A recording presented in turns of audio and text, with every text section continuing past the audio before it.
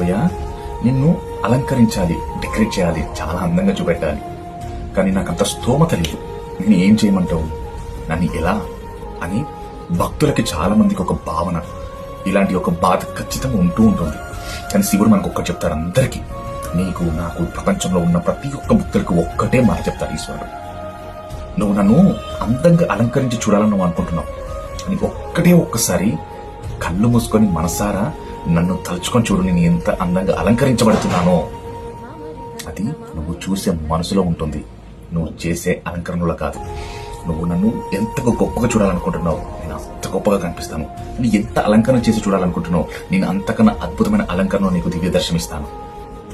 ఈశ్వరుడు చెప్తాడు. అంటే నేను ఒకటి చెప్తాను, ఈశ్వరుని ఏదున్నా భక్తి మనస్సు అది పెట్టి చూడు, శంకరుడు నీకు ఎలాగైనా కనిపిస్తాడు, ఎంత అద్భుతంగానే కనిపిస్తాడు. మనకు తెలియకుండానే ఈశ్వరుడు యొక్క దర్శనాలు చాలా అద్భుతంగా ఉంటాయి. అదే దివ్య దర్శనం, ధర్మ దర్శనం అంటారు. హర హర మహాదేవ శంభో శంకర.